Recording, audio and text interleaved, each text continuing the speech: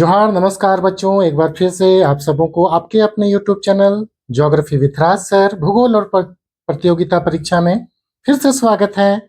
हम लोग एक नए वीडियो के साथ आज फिर से उपलब्ध हैं और यह हमारा वीडियो है इंटर की भूगोल विषय के जैक द्वारा पूछे गए 2024 के दीर्घोत्तरीय प्रश्नों को हम लोग आगे बढ़ा रहे हैं और प्रश्न संख्या 43 नंबर हम लोग देख चुके थे 43। आज हम लोग की बारी है 44 क्वेश्चन की। उससे पहले मैंने 2024 के पूछे गए प्रश्नों का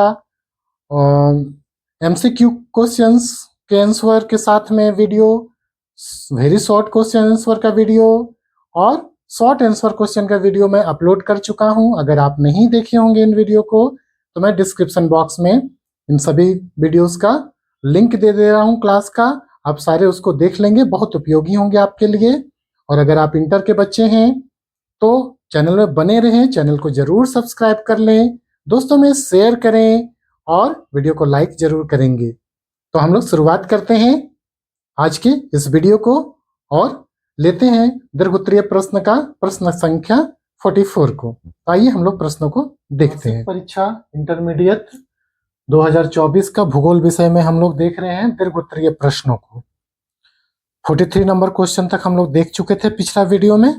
अब इस वीडियो में शुरुआत कर रहे हैं प्रश्न संख्या 44 में। एक ही प्रश्न को हम लोग देखेंगे, विस्तृत रूप से देखेंगे, ठीक है। तो प्रश्न क्या है? वो है भारत में नगरीय बस्तियों के प्रकारों का वर्णन कीजिए, ठीक है ना। Explain the types of urban settlements in India. अच्छा ध्यान रखिएगा कि ये जो प्रश्न पत्र का हल है यह दीर्घोत्तरीय प्रश्नों का है, जो कि प्रश्न संख्या 43 से 48 तक का आपको प्रश्न में रहेंगे।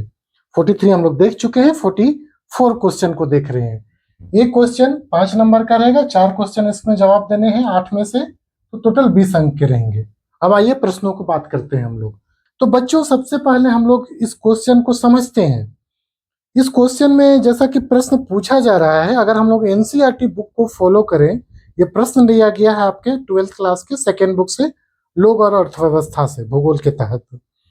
उसमें आप जाइएगा तो वहां पे नगरीय बस्तियों को अलग अलग प्रकारों से वर्गीकृत किया गया है। तो हम लोग इस प्रश्न को सबसे पहले क्या करेंगे, प्रश्न का उत्तर का संरचना होगा कि सबसे पहले हम लोग नगरीय बस्तियों को परिभाषित करेंगे, डिफाइन करेंगे।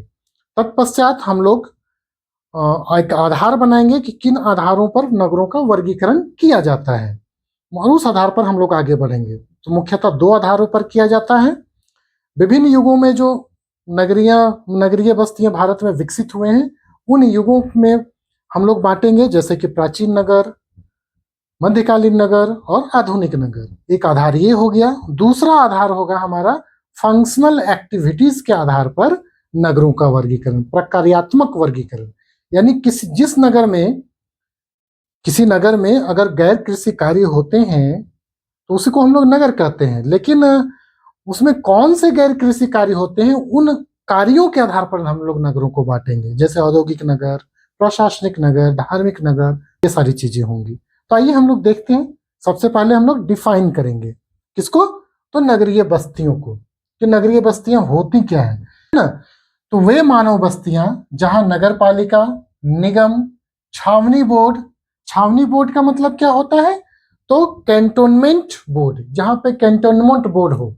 छावनी यानी सैनिक और अर्धसैनिक बलों के लिए कैंटोनमेंट बोर्ड होते हैं, वैसे शहरों को हम लोग बोलते हैं छावनी बोर्ड वाले शहर। तो या तो फिर अधिसूचित नगरीय क्षेत्र समिति हो, अंग्रेजी में इसे हम लोग क्या बोलेंगे, इसको बोलेंगे notified town area committee. Notified town area committee अगर वहां पे हो अवस्थित, या तो फिर उस क्षेत्र में या उस नगर में कम से कम 5,000 व्यक्ति निवास करते हो और 75% जो पुरुष श्रमिक हैं, ठीक है, पुरुष श्रमिक है, वो गैर कृषि कार्यों में संलग्न हो, ठीक है। साथ ही साथ वहां जनसंख्या का घनत्व 400 व्यक्ति प्रति वर्ग किलोमीटर हो, तो ऐसे स्थानीय क्षेत्र को हम लोग नगरीय बस्ती कहेंगे। ये परिभाषा 1991 जनगणना के आधार पर की गई है, ठीक है ना। 1900 हमारे यहाँ 10 वर्षों पे जनगणना होती है, तो 1991 की जो जनगणना है, जिसको हम लोग सेंसस भी बोलते हैं, उसके आधार पर ये परिभाषा दिया गया है एनसीईआरटी में भी, जिसका जिक्र किया गया है आपके एनसीईआरटी में। ठीक है, तो चलिए अब यहां तक तो हम लोग परिभाषित कर लिए। अब देखते हैं कि भारत में नगरीय बस्तियों को निम्न आधारों पर वर्गीकृत किया गया है। भारत में नगरीय बस्तियों को निम्न आधारों पर वर्गीकृत किया जा सकता है। वो दो आधार है, पहले मैंने बात किया है आपसे। पहला आधार क्या है, तो विभिन्न युगों में उनके विकास के आधार पर भारतीय नगरों का वर्गीकरण। ठीक है, तो अलग अलग युगों में जो नगर विकसित हुए उनके डेवलपमेंट के आधार पर, उस आधार पर। और दूसरा क्या है, नगरीय बस्तियों का प्रकार्यात्मक वर्गीकरण, यानी फंक्शनल क्लासिफिकेशन। वहां पे जो लोग हैं वो अगर गैर कृषि कार्यों में संलग्न है तो वो कौन से प्रकार हैं कार्य के, उन कार्यों के आधार पर नगरों का वर्गीकरण किया गया। तो चलिए इन्हीं दोनों आधारों पर हम लोग नगरीय बस्तियों के प्रकार को देखते हैं। हम लोग यहाँ तक लिख लीजिए, आगे हम लोग इसको देख लेते हैं। तो देखिए बच्चों, हम लोग विभिन्न युगों में जो पहला आधार हमारा था, दो आधार पर हम लोग नगरों को कर रहे थे अभी, जैसे कि हमने बात किया। तो पहला जो आधार है कि विभिन्न युगों में, जो 3 युग हुए हैं विभिन्न युगों में, प्राचीन, मध्यकालीन, आधुनिक, विभिन्न युगों में उनके विकास के आधार पर, कब वो विकसित हुए इन तीनों में से, आधार पर भारतीय नगरों का वर्गीकरण। और इस तरह से हम लोग 3 युगों में नगरों का विकास हुआ उस तरह से देखते हैं। पहला क्या है, तो प्राचीन नगर, एंशियंट सिटीज है, ठीक है ना। और दूसरा क्या है, मध्यकालीन नगर, और तीसरा है आधुनिक नगर। तो सबसे पहले बात करते हैं हम लोग प्राचीन नगर की। तो प्राचीन नगर क्या है, देख लेते हैं। वे नगर जिनका विकास 2000 वर्ष पूर्व प्राचीन काल में हुआ है, ठीक है, तो वो प्राचीन नगर कहलाते हैं। जैसे वाराणसी, जिसको पहले हम लोग बनारस के नाम से जानते थे, प्रयाग, जिसको इलाहाबाद के नाम से भी जानते हैं, पाटलिपुत्र, जिसको हम लोग पटना के नाम से जानते हैं, और दक्षिण में मदुरई चले जाइएगा। अगला है आपका मध्यकालीन नगर। तो वैसे नगर या वैसे भारतीय नगर जिनका विकास मध्यकाल में हुआ है, और वे मध्यकालीन नगर कहलाते हैं। मध्यकाल में हुआ है तो वे मध्यकालीन नगर कहलाते हैं। जैसे दिल्ली, हैदराबाद, जयपुर, लखनऊ, आगरा, नागपुर, ये सब क्या है, तो राजा राजवाड़ों का समय जो नगरों का विकास हो गया था मध्यकाल में, उन्हीं नगरों को हम लोग मध्यकालीन नगर के नाम से जानते हैं। तीसरा जो युग आया वो आया आधुनिक नगर, आधुनिक काल। और आधुनिक काल में वैसे नगर जो अंग्रेजों या यूरोपीय देशों तथा स्वतंत्र भारत में विकसित हुए हैं। जैसे मध्यकाल के बाद ब्रिटिश या यूरोपीय लोगों का भारत में आगमन हुआ, तो वो अपनी सुविधा के अनुसार व्यापारिक विकास के दृष्टिकोण से नगरों का विकास किए, और बाद में स्वतंत्रता प्राप्ति के बाद भी भारत में बहुत सारे नगरों का विकास हुआ। वैसे नगरों को हम लोग आधुनिक नगर कहते हैं, ठीक है ना। कौन कौन, तो सबसे पहले देखिए सूरत, दमन, गोवा, पांडिचेरी, है ना, सूरत। अगला है मुंबई, जिसको हम लोग बंबई के नाम से भी जानते थे, चेन्नई, जिसको मद्रास के नाम से जानते थे, कोलकाता, जिसे हम लोग कलकत्ता के नाम से जानते थे। जबकि स्वतंत्रता प्राप्ति के बाद देखिए चंडीगढ़, भुवनेश्वर, गांधीनगर, गुवाहाटी, बहुत सारे ऐसे फिर नगरों का विकास हुआ। तो इस प्रकार हम लोग एक आधार पर भारतीय नगरों का प्रकार हम लोग देखें, प्राचीन नगर, मध्यकालीन नगर और आधुनिक नगर।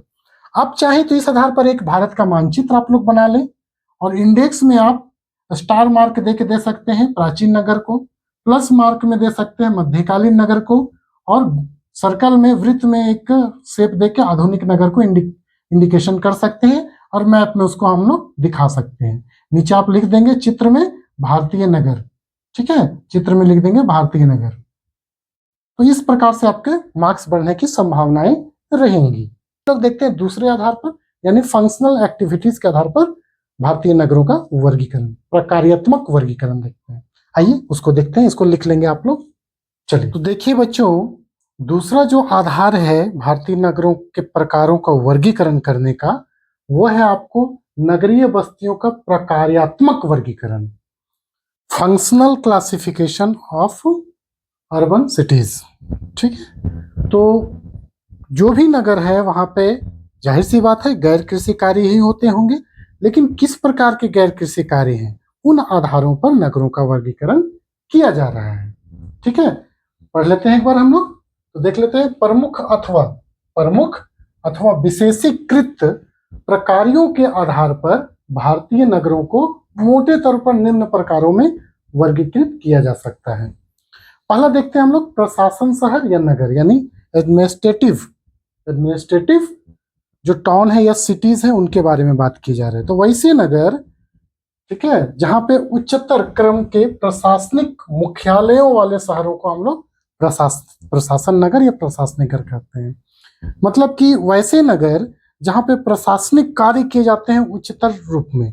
ठीक है, जैसे भारत की राजधानी नई दिल्ली, झारखंड की राजधानी रांची, उसी प्रकार जितने राजधानी शहर हैं भारत के अलग अलग राज्यों के, वो सारे प्रशासनिक नगर कहलाएंगे, जहां पे एडमिनिस्ट्रेटिव वर्क होते हैं। ठीक है ना, तो जैसे एग्जांपल में हम लोग लिखते हैं, तो पढ़ लेते हैं एक बार हम लोग। उच्चतर क्रम के प्रशासनिक मुख्यालयों वाले शहरों को प्रशासन नगर कहते हैं, जैसे नई दिल्ली, रांची, चंडीगढ़ पंजाब हरियाणा की राजधानी, भोपाल, शिलोंग, गुवाहाटी, इंफॉल, श्रीनगर, गांधीनगर इत्यादि। सभी का मैंने एक छोटा सा मैप, अगर आप में क्षमता है तुरंत मैप ड्रॉ करने का छोटा सा, तो मैं तो बोलूंगा कि आप जरूर से मैप ड्रॉ करते चले जाइए, कम से कम मैं जितना कर रहा हूं उतना, तो यकीन करिए पूरे के पूरे नंबर मिलेंगे आपको। ठीक है, एक भारत का मानचित्र बना दीजिए, नीचे लिख दीजिए चित्र में प्रशासनिक नगर जो जो थे, जैसे नई दिल्ली, रांची, भोपाल, श्रीनगर, चंडीगढ़, गुवाहाटी, इंफॉल, शिलोंग, गांधीनगर इत्यादि, और भी आप डाल सकते हैं। तो एक मैप जरूर बनाइएगा। ठीक है, ये हो गया प्रशासनिक शहर या नगर के बारे में। अगला जो है, तो यहाँ पे कैसे प्रकारात्मक कार्य किए गए, तो प्रशासनिक कार्य किए गए हैं। कहाँ, तो प्रशासनिक शहरों में। दूसरा है औद्योगिक नगर, नाम से ही लग रहा है कि उद्योग वहां पे स्थापित है, इसलिए औद्योगिक नगर कहलाते हैं। ठीक है, पढ़ लेता हूं मैं एक बार। तो उद्योगों के स्थानीकरण के रूप में जिन क्षेत्रों में, जिन शहरों में अगर उद्योग के स्थानीकरण के लिए सारी चीजें उपलब्ध हैं, उद्योगों का स्थानीकरण मतलब होता है कि वैसा स्थान जहां पे उद्योग का स्थापित होने के लिए वो सारी दशाएं, अनुकूल दशाएं उपलब्ध होती हैं, जैसे कच्चे माल, ऊर्जा संसाधन के साधन, बाजार, श्रमिक, ये सारे मिलते तो वहां उद्योग स्थापित होते हैं। वही स्थानीकरण का मैंने जिक्र किया है। तो उद्योगों के स्थानीकरण के रूप में स्थापित नगर औद्योगिक नगर कहलाते हैं, जैसे जमशेदपुर, ठीक है, मुंबई, सेलम तमिलनाडु में है, दक्षिण भारत में, कोयम्बटूर ये भी तमिलनाडु में है, मोदी नगर, हुगली, भिलाई, दुर्गापुर इत्यादि। ठीक है, अगला है हमारा, एक ही मैप में हम लोग इसको दोनों को शो करेंगे, परिवहन नगर। तो वैसे नगर जहां पे परिवहन विशेषीकृत होता है उसे परिवहन नगर कहते हैं सामान्य रूप से, लेकिन थोड़ा टेक्निकल वर्ड यूज कर लेते हैं हम लोग। आयात निर्यात के कार्यों में परिवहन आधारित विकसित नगर परिवहन नगर कहलाते हैं। थोड़ा सा हम लोग टेक्निकल वर्ड यूज किए, जैसे तो भारत में आयात निर्यात के जो केंद्र होते हैं वो परिवहन के द्वारा ही किए जाते हैं, और वो दो वर्गों में बटे होते हैं। एक तो हो जाता है तटीय क्षेत्र में से जहां पे आयात निर्यात किया जाता है, तटीय परिवहन नगर, और एक तट के अंदर यानी बीच भाग में, ठीक है, स्थलीय भाग में, उसको बोलते हैं आंतरिक परिवहन नगर। तो तटीय परिवहन नगर में कौन कौन आ जाएंगे, कांडला गुजरात में, कोच्चि केरला के पास, विशाखापट्टनम आंध्र प्रदेश में इत्यादि। उसी प्रकार जितने आपके बड़े बड़े स्टेशन है, रेलवे स्टेशन है, जैसे मुगल सराय, इटारसी, कटनी मध्य प्रदेश का, धुलिया, ये सब क्या है, बड़े एक नगर है जहां पर रेलवे का जंक्शन है, ठीक है ना, और वहां से आयात निर्यात के कार्य करने के केंद्र बने होते हैं। ठीक है, तो ये हम लोग दोनों देख लिए, औद्योगिक नगर और परिवहन नगर। औद्योगिक नगर में उद्योग के कार्य किए जाते हैं और परिवहन में परिवहन आधारित कार्य किए जाते हैं। एक ही मैप में हम लोग दोनों को दिखाएंगे, इसमें भारत का मानचित्र बनाएंगे, इंडेक्स एक दे देंगे और इंडेक्स में एक स्टार मार्क दे के दे देंगे औद्योगिक नगर, और प्लस मार्क दे देंगे, कर देंगे परिवहन नगर। तो औद्योगिक नगर में हम लोग कौन कौन से बात किए थे, याद करिए। जमशेदपुर, मुंबई, तो वही देखिए स्टार मार्क में जमशेदपुर, मुंबई, ठीक है ना। उसके बाद दुर्गापुर, भिलाई, हुगली, ठीक है, सेलम, कोयम्बटूर, ये सब सारे हैं मुंबई। जबकि परिवहन नगर में देखिए, परिवहन नगर में कांडला गुजरात में, ठीक है, कांडला है, कोच्चि है, विशाखापट्टनम है, ये तटीय परिवहन नगर हो गए। जबकि आंतरिक में मुगल सराय, कटनी, ये सब का हम लोग जिक्र किए। तो एक मैप में दोनों नगरों को हम लोग दिखा देंगे। ठीक, अब हम लोग नेक्स्ट जो प्रकार्यात्मक वर्गीकरण में आया हुआ है, अलग कार्य से जुड़ा हुआ, उसको, उस नगर को देखते हैं। तो देखिए बच्चों, अगला जो प्रकार्यात्मक वर्गीकरण के आधार पर नगर है वो है वाणिज्यिक नगर। तो व्यापार और वाणिज्य में विशिष्टता प्राप्त नगर वाणिज्यिक नगर कहलाते हैं। व्यापार और वाणिज्य जहाँ पे होते हैं उसे हम लोग वाणिज्यिक नगर कहते हैं। जैसे कोलकाता, सहारनपुर, सतना मध्य प्रदेश में है, इत्यादि। अगला है खनन नगर। तो खनिज समृद्ध से संबंधित उत्खनन के लिए विशेषीकृत नगरों को खनन नगर कहते हैं। जहाँ पे खनन कार्य किए जाते हैं, खनिज अयस्क धरातल के अंदर निक्षेपित हैं, उनको खोद कर निकाला जाता है, तो वैसे नगरों को खनन नगर कहते हैं। जैसे रानीगंज पश्चिम बंगाल में कोयला निकाला जाता है, झरिया झारखंड में धनबाद में कोयला निकाला जाता है, दिग्बोई पेट्रोलियम निकाला जाता है, ठीक है, असम में है, अंकलेश्वर, ठीक है ना, सिंगरौली, यहाँ से भी कोयला निकाला जाता है। इस प्रकार हम लोग देख लेंगे। अगला है गैरिसन या छावनी नगर। तो सैन्य अथवा अर्ध सैन्य बलों के अस्थायी कैंप या छावनी के रूप में स्थापित नगर गैरिसन अथवा छावनी नगर कहलाते हैं। जैसे अंबाला पंजाब में जाइएगा, जालंधर पंजाब में, रामगढ़ हमारा, हम लोगों का रामगढ़ झारखंड का, उसको भी हम लोग छावनी नगर या गैरिसन नगर कह सकते हैं। मऊ, उधमपुर, बबीना इत्यादि, ठीक है। तो जहाँ पे सैन्य बल रहते हैं या अर्ध सैन्य बल होते हैं, जैसे कि आपके सीआरपीएफ है, आईटीबीपी है, ये सब, उनका जो कैंप होता है स्पेशली उसी के लिए रहता है, बीएसएफ के होते हैं, तो उसे हम लोग क्या बोलेंगे, उसे हम लोग बोलेंगे गैरिसन अथवा छावनी नगर। अगला है धार्मिक और सांस्कृतिक नगर। तो धार्मिक अथवा सांस्कृतिक विशेषीकृत नगर, ठीक है, जो धर्म और सांस्कृतिक विशेषता लिए हुए रहता है, वैसे धार्मिक, उसे हम लोग धार्मिक अथवा सांस्कृतिक नगर कहते हैं या कहलाते हैं। जैसे वाराणसी, मथुरा, अमृतसर, मदुरई दक्षिण में है मदुरई, पुरी, अजमेर, हरिद्वार, इतने सब जितने भी हैं वो आपको नजर आएंगे धार्मिक और सांस्कृतिक नगर के रूप में, अलग अलग धर्मों के संबंधित, ठीक है। अगला है शैक्षणिक नगर। तो शिक्षा केंद्रों के रूप में विकसित नगर शैक्षणिक नगर कहलाते हैं। जैसे रुड़की, जानते हैं आप लोग, इंजीनियरिंग के लिए जाना जाता है। वाराणसी, बनारस बीएचयू, ठीक है ना। अलीगढ़, वहां पे अलीगढ़ मुस्लिम विश्वविद्यालय है। पिलानी, इलाहाबाद, इलाहाबाद विश्वविद्यालय, ये सभी शैक्षणिक केंद्र के रूप में जाने जाते हैं, ठीक है ना। अगला है पर्यटन नगर।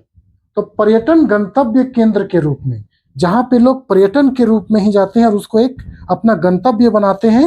हम लोग पढ़े हैं ना, गंतव्य स्थान और उद्गम स्थान। तो मान लो कोई व्यक्ति यात्रा या मनोरंजन के उद्देश्य से अपना भ्रमण करता है तो उसे हम लोग पर्यटन कहते हैं। और उसके उद्देश्य से कोई अगर नगर जाता है और वो नगर उसी के लिए विख्यात हो गया तो उसे हम लोग पर्यटन नगर कहते हैं, ठीक है ना। तो पर्यटन गंतव्य केंद्र के रूप में विकसित नगर पर्यटन नगर कहलाते हैं। जैसे नैनीताल उत्तराखंड में, मसूरी वहीं पे, शिमला हिमाचल प्रदेश, पंचमढ़ी जैसलमेर राजस्थान, उदग मंडलम, इस मंडल उदग मंडल ये है ऊटी तमिलनाडु में है। नीलगिरी पर्वत जहाँ पे मिलती है वहीं पे पश्चिमी घाट पूर्वी घाट मिलती है, वहीं पे नीलगिरी पर्वत है, वहीं पे आपको ऊटी माउंट आबू राजस्थान में, कहा तो अरावली की चोटी, ठीक है ना, ये नजर आ गया। लास्ट में इसी को हम लोग, आप लोग सबको छोटे छोटे मैप में दिखा सकते हैं, जैसे मैंने पर्यटन नगर को भी दिखा दिया अगर आपके पास समय रहेंगे तो, अन्यथा कोई जरूरत नहीं, इतना काफी मैप है। पर्यटन नगर को हम लोग दिखा दिए, चूंकि याद रहेगा ये वाला इसीलिए इसको मैंने मैप में दिखाया है। देखिए शिमला को दिखाया हिमाचल प्रदेश, नैनीताल, मसूरी, जैसलमेर राजस्थान, माउंट आबू राजस्थान में, उदगमंडल यानी ऊटी तमिलनाडु के पास। ठीक है ना, तो ये चीजें हो गई। लास्ट में चित्र में लिख दीजिएगा इंडेक्स में पर्यटन नगर, ये बिंदु देकर। ठीक है, लास्ट में निष्कर्ष 2 लाइन का हम लोग कर दिए हैं। निष्कर्ष में लिख लीजिएगा आप लोग, बीच में निष्कर्ष हेडिंग डालिएगा आप लोग। निष्कर्षता कह सकते हैं कि भारत में नगरीय बस्तियों के विभिन्न प्रकार अपनी विशिष्ट विशेषता के लिए जानी जाती हैं। ठीक है, 2 लाइन आप अलग से कुछ भी निष्कर्ष लिख सकते हैं। तो इस प्रकार हम लोगों का ये प्रश्न का उत्तर कंप्लीट हुआ। अच्छा से अच्छा नंबर लाया जा सकता है, सिंपल लिखिएगा सिंपल नंबर मिलेगा। लेकिन मैंने जैसे बताया, अगर इसको आप फॉलो कर लिए, मुझे लगता है शब्द सीमा के अंदर ही होगा। थोड़ा बहुत अधिक बढ़ेगा तो दिक्कत नहीं है, और नहीं है थोड़ा बहुत कम होगा दिक्कत नहीं है। मैपिंग जरूर यूज करिएगा आप लोग आंसर में। अब हम लोग नेक्स्ट वीडियो जो लाएंगे क्वेश्चन नंबर 45 को लेके आएंगे। अगर छोटा प्रश्न होगा तो 2 प्रश्न हम लोग साथ में लेंगे। ठीक है, तो इस प्रकार हम लोग आज इस वीडियो का कंप्लीट किए इस क्वेश्चन को। जो चैनल में नए होंगे चैनल को जरूर सब्सक्राइब करेंगे और लाइक भी करेंगे और दोस्तों में शेयर करेंगे। क्यों? क्योंकि मैं फरवरी तक, आपके फाइनल एग्जाम तक मैं आपके साथ रहूंगा, और कुछ ही दिनों में मैं आपके YouTube लाइव क्लास में भी आऊंगा। 1 घंटा का आपका लाइव क्लास लूंगा, जिसमें कि आप डायरेक्ट मेरे से जुड़ सकते हैं और कमेंट में अपने प्रश्नों को रख सकते हैं।